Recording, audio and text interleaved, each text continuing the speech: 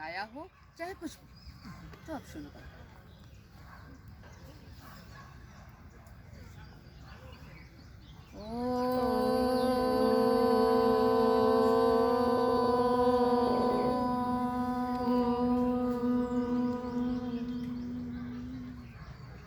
आनो भद्राः कृतवो यन्तु विश्वतः अदब्धासो अपरितास उद्भिदः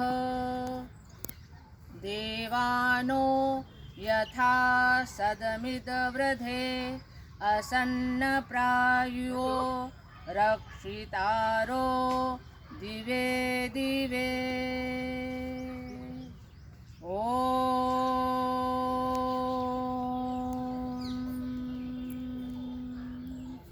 शांति शांति शांति। ये विश्वदेवा सूक्त ऋग्वेद में एक है, जिसमें समस्त शक्तियों की आराधना की गई। उस परब्रह्म की जो अनंत शक्तियां हैं, उन समस्त शक्तियों का आवाहन किया गया। शक्तियां कैसी हैं? कल्याणात्मक हैं। उनको कोई भी शत्रु विनष्ट नहीं कर सकता। अभी एक एक पद का अर्थ बताएंगे। उनकी शक्तियों को कोई भी शत्रु विनष्ट नहीं कर सकता, और ना ही कोई उसको रोक सकता है। और वो परमात्मा की ऐसी शक्ति है जो सबका स्वयं विनाश कर देने वाली है। जो गलत है, शत्रु है उसके, उनका वो विनाश करने वाली। तो शब्द है आनो भद्राह। आ माने आए, और उसके आगे शब्द आता है यंतु। आनो भद्राह कृतवो यंतु। तो आयंतु मिला लीजिए, माने आए, हमारे पास आए। क्या आए? तो विश्व तो समस्त दिशाओं से आए। क्या आए? भद्राह कृतवो। भद्राह माने कल्याणात्मक, और कृतवा माने शक्ति। तो परमात्मा की वो शक्तियां जो किसी भी के द्वारा विनष्ट नहीं की जा सकती हैं, जिसको कोई रोक नहीं सकता है, और जो स्वयं शत्रुओं का भेदन करने वाली कल्याणात्मक शक्तियां हैं उस पर ब्रह्म की, वो हमारे पास आई हैं। दूसरी पंक्ति का अर्थ है देवानो यथा सदमिद वृधे असन्न। माने देवता सदैव हमारे वृद्धि के लिए हो। और क्या हो? तो कहा असन्न प्रायुवो रक्षितारो दिवे दिवे। जो देवता हमेशा हमारी रक्षा करे। आपने देखा कि मंत्र क्या कहता है कि देवता की जो कल्याणात्मक शक्तियां हैं, जो किसी से विनष्ट नहीं होती, किसी के द्वारा रोकी नहीं जा सकती, किसी के द्वारा वो स्वयं शत्रु का भेदन करने वाली हैं, ऐसी कल्याणात्मक शक्तियां समस्त दिशाओं से, सब ओर से हमारे पास आए, और देवता हमारी शक्ति को बढ़ाएं और प्रतिदिन हमारी रक्षा करें। क्या है कि हमें किसी और पर भरोसा नहीं करना है। किस पे करना है? उस परमात्मा पर ही भरोसा करना है। उसके पास ही अनंत शक्तियां हैं जो हमें मिलती हैं, और उस शक्तियों से हमारे सारे कार्य निष्पादित होते हैं, और हमारे अंदर एक आत्मबल आता है, एक शक्ति जागृत होती। इससे संबंधित कि परमात्मा ही है, कोई दूसरा नहीं है, एक कहानी आपके साथ छोटी सी शेयर करते हैं। अवध नगरी में एक राजा थे, मुसलमान राजा। काफ़ी समय मुसलमानों ने भी राज किया। तो असफुद्दौला उनका नाम था। उनके राज्य में एक भिखारी था। तो वो भिखारी जो है, वो रोज जैसे भिखारी की प्रवृत्ति होती है, वो मांगने के लिए सबके घर जाता है। चाहे उसको कितना भी मिल जाए, पर उसकी प्रवृत्ति मांगने की ही रहती है, और वो मांगता ही फिरता है। तो एक दिन लोगों ने उससे कहा, भाई राजा इतने अच्छे हैं, तुम जबरदस्ती जगह जगह फिरते हो, राजा से ही मांगो, और ये कहना जो ना दे मौला वो दे आसुफुद्दौला। जो परमात्मा नहीं दे सकता है वो आसुफुद्दौला दे सकता है। तो आप जब उसको कहेंगे तो वो आपको बहुत सारा धन संपत्ति देगा, आपको भीख नहीं मांगना।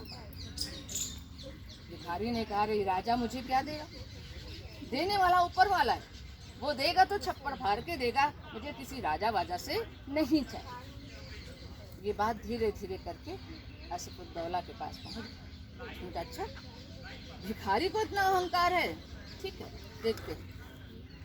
तो उस जिस रास्ते से भिखारी जाता था उसी रास्ते से वो राजा निकला और एक बैलगाड़ी में बहुत सारा तरबूज उसने भरवा लिया और ले जाकर वहीं पर खड़ा कर दिया जहाँ से भिखारी जाता था। भिखारी आया, उसकी प्रवृत्ति उसने मांगा और वो बिल्कुल राजा के वेश में नहीं था, वो तरबूज बेचने वाले के वेश में था। तो उस तरबूज वाले ने उसको एक बड़ा सा तरबूज निकाला और दे दिया, ले जाओ। बहुत लिया उसको उसने, भाई उसको तो खाना ही है।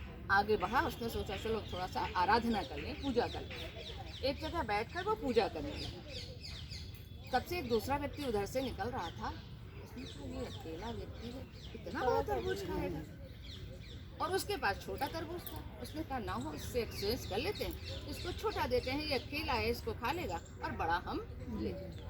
वो अपने मन में ही सोच रहा था, पर उस भिखारी के मन में भी ये विचार आ गया और उसने वो कहा, अच्छा भाई तुम अपना तरबूज हमें दे दो और ये तरबूज तुम ले जाओ।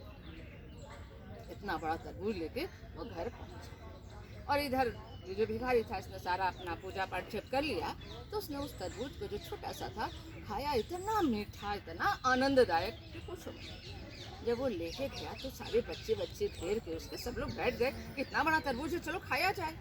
जैसे ही उसको खोला, रत्नों से भरा हुआ वो तरबूज, इतने हीरे जवाहरात रत्न उसमें भरे थे। उस राजा ने दिया था कि इसको दे दे, फिर ये नहीं मांगेगा, लेकिन वो उसने उसको दे दिया क्योंकि वो उसके उस प्रारब्ध में नहीं था और वो लेकर बहुत खुश हुआ। तो राजा ने दूसरे दिन सोचा, चलो देखिए इसको इतना धन दिया है, अभी इसने किया क्या, अब आज भिक्षा मांगता है कि नहीं मांगता है। दूसरे दिन उसको तब उसने अपना रूप बताया कि मैं फला हूँ और तुमको इतना जवाहरात, हीरे जवाहरात दिए थे, कहाँ गया, आज तुम फिर भी मांगने आए।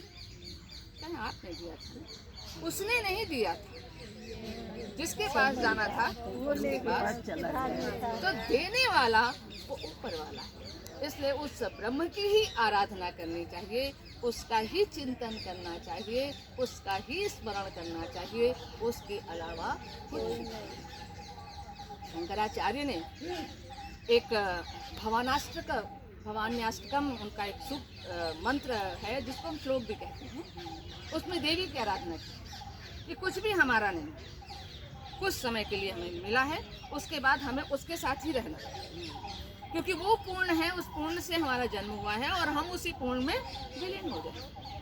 तो बड़ा अच्छा सा गाती ये है, मुझे गाना नहीं आता। न तातो न माता न बंधु न दाता, न भृत्तो न भर्ता, न जाया न पुत्रो न पुत्री, न जाया न विद्या न वृत्तिर्ममेयो, गतिस्तम गतिस्तम गतिस्तम। इसका मतलब है कि संसार में न माता है न पिता है, न बंधु है और न ही देने वाला, न पुत्र है न पुत्री है, न जाया है न पत्नी है, न विद्या है और न ही जो हम आराधना करते हैं वो है। जो कुछ भी है, हे माँ तुम ही एक मेरी गति हो, तुम ही एक मेरी। तो इसलिए उस ब्रह्म पर ही। अच्छा है वो जो कल्याण में वो जो पहला श्लोक निकलता है, हाँ, ओम पूर्णमदः से इदम, हाँ, वो हमें लगता है इसी से संबंधित है। हाँ, कि ब्रह्म ही सब, उसको भी मैं से इदम करके उसको मैं अभी बोलती हूँ। और एक बात और, एक चीज और, अगर मेरे पास कल्याण है, अगर किसी को पढ़ने की इच्छा हो, मुझे कोई ऐसा पैसा नहीं चाहिए, तो मेरे पास पढ़ी हुई है, क्योंकि अब हम पढ़ चुके तो कितनी बार एक किताब पढ़ी है, तो वो हम दे सकते हैं जिसको अगर चाहत हो। हाँ, तो मेरे पास है, क्योंकि हमने एक बार